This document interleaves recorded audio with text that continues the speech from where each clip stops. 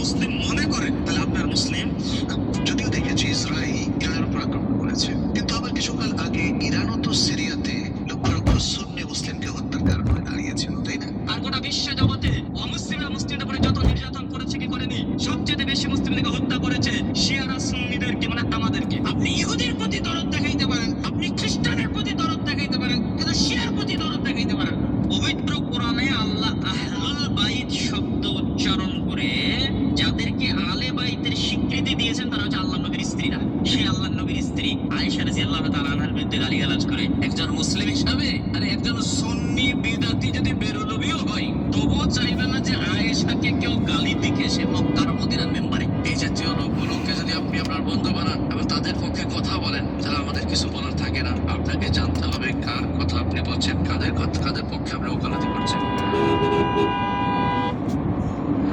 ইসলামে কোনো শিয়া সুন্নি নেই। কোরআনে বলা হয়েছে সূরা আলে ইমরান অধ্যায় 3 আয়াত নম্বর 103, ওয়া তাসিমু বিহাবলিল্লাহি জামিআন ওয়া লা তাফাররাকু। তোমরা আল্লাহর রজ্জু শক্ত করে ধরো এবং পরস্পর বিচ্ছিন্ন হও না। আমাদেরকে আল্লাহর রজ্জু ধরতে হবে, এটা কোরআন এবং নবী মুহাম্মদ সাল্লাল্লাহু আলাইহি ওয়াসাল্লামের সহিহ হাদিস। যদি আপনি এই রজ্জু ধরেন তাহলে আপনি খাঁটি মুসলিম। ইসলামে শিয়া সুন্নি নেই এবং ইসলামে কোনো ভাগ নেই। কোরআন বলছে সূরা আনাম অধ্যায় নম্বর 6 আয়াত নম্বর 159, হে নবী, নিশ্চয়ই যারা খণ্ড করছে, অনেককাল করেছে ইসলাম ধর্মকে, তাদের সাথে আপনার কোনো সম্পর্ক নেই। আল্লাহ বিচার দিবসে তাদের ব্যাপারটা দেখবেন। এবং আমাদের নবী মুহাম্মদ সাল্লাল্লাহু আলাইহি ওয়াসাল্লাম বলেছেন যে মুসলিমদের মধ্যে 73টি দল হবে, এর মধ্যে কেবলমাত্র একটি দল যাবে জান্নাতে। সাহাবাগণ জিজ্ঞেস করেন কোন দলটি? যারা অনুসরণ করবে আমাকে এবং আমার সাহাবীদের, যারা কোরআন এবং নবীর সহিহ হাদিস মেনে চলবে তারা। সুতরাং 72 দল, তাহলে আমরা কয় নাম্বার দলে আছি? করুণা। আমাদের নবী বলেন, এমনকি কোরআনে বলা হয়েছে কিছু লোক থাকবে তারা দল সৃষ্টি করবে। কতটা? 73টা। নিজেকে পরীক্ষা করতে বলেন, যদি সে কোরআন এবং নবীর নির্ভরযোগ্য বাণী বুখারী, মুসলিম ইত্যাদি অনুসরণ করে তাহলে সে খাঁটি মুসলিম।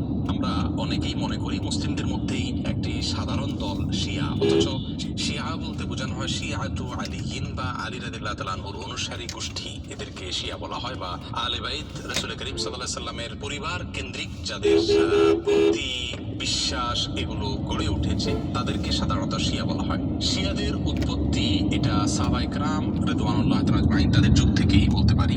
এবং শিয়াদের উৎপত্তির পেছনে যে লোকটি ছিল তার নাম হলো আব্দুল্লাহ ইবনে সাবা। ইহুদি ছিল, পরবর্তীতে এসে মুসলিমদের বেশ ধারণ করে মুসলিমদের ক্ষতি সাধন করার জন্যই মূলত এই গ্রুপটির তারা আবিষ্কার করে। শিয়াদের সম্পর্কে আমাদের দেশের সাধারণ মুসলমানদের মধ্যে ধারণা খুবই কম। আমরা অনেকেই মনে করি মুসলিমদের মধ্যেই একটি সাধারণ শিয়াদের যে সমস্ত বিশ্বাস আছে সেই বিশ্বাসগুলো ইসলামের একেবারে মৌলিক বিশ্বাসগুলোর সাথে দরকার নেই। আমরা তো এলপিজি তো পাচ্ছি, এলপিজি তো আমরা খিলগাতেই পাচ্ছি। আমরা এলপিজি খিলগাতে নিলে আমাদের সুবিধা, যেই টাইমে দেশ ওই সময় যদি তেল নিতে পারি তাহলে একসাথে নিয়ে নেবো। তার ভিতরে একটি হলো যা 2-1 লিটার তেল যায়। তাওহীদ আমরা যেটা বলি এটাকে যথেষ্ট মনে করে না। তারা মনে করে লা ইলাহা ইল্লাল্লাহ মুহাম্মাদুর রাসূলুল্লাহ এবং আলীউল ওয়ালিউল্লাহ এটাও স্বীকৃতি দিতে হবে, উচ্চারণ করতে হবে, তারপরে মানুষ মুসলিম হবে। তাদের মধ্যে কোন গ্রুপ আছে যারা কোরআনে কারীমের 30 পারার যে কোরআন এটার ব্যাপারে তারা সন্দেহ পোষণ করে এবং তারা কোরআনের বিকৃতিতে বিশ্বাস করে বা বিকৃতি করে, এটাকে তারা সঠিক মনে করে বিকৃতি করে থাকে। তাদের মধ্যে বড় অংশ বা সবচেয়ে বেশি অংশ বলা যেতে পারে, প্রায় সবাই বলা যেতে পারে, তারা সাহাবীদেরকে সবাইকে, কয়েকজন বাদে আলী রাদিয়াল্লাহু তাআলা আনহু, আব্বাস রাদিয়াল্লাহু তাআলা আনহু সহ, কয়েকজন বাদে হাসান হোসেন, ফাতেমা রাদিয়াল্লাহু তাআলা আনহুম সহ আহলে বাইত যারা, তারা ছাড়া বাকিদেরকে তারা কাফের মনে করে এবং সাহাবীদেরকে গালমন্দ করাটা এটাকে তারা সওয়াবের কাজ মনে করে, ইবাদত মনে করে।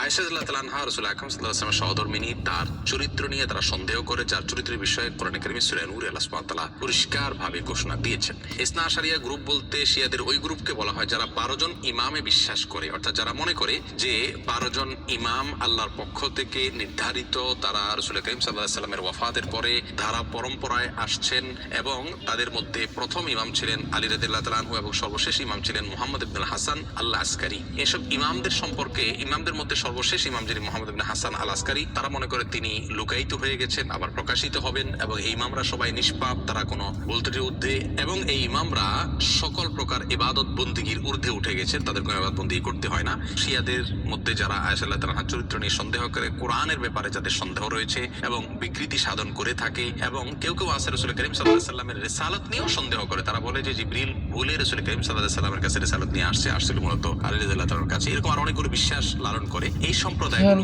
এরকম বিশ্বাস লালনকারীদেরকে আমরা মুসলিম মনে করতে পারি না। শিয়াদের ভিতরে সবচেয়ে যারা ভালো তাদের সবচেয়ে ভালো আকীদার একটা হলো যে লা ইলাহা ইল্লাল্লাহু মুহাম্মাদুর রাসূলুল্লাহ বললে কেউ মুসলমান হয় না। দ্বিতীয় আরেকটা কথা বলতে হয়, আলী ওয়ালিউল্লাহ। দ্বিতীয় হলো আবু বকর, ওমর, উসমান সহ সব সাহাবীরা মুরতাদ এই কি কাফের শিয়াদের ছিলেন। লোক যে তাদেরকে লানত এখন তো করা বলছে? ঈমানের অংশ। আপনার জাহাঙ্গীর স্যার তাদের সাথে আলাদা সম্পর্ক বড় ছিন্ন করা। পণ্ডিত। আচ্ছা, ব্যাখ্যা দিচ্ছে আগে। সাহাবীরা যেহেতু সব কাফের ছিলেন, শিয়ারা কাজে সম্পর্কে সব বলতেছে। হাদিস বাতিল, শুধু তাদের ইমামদের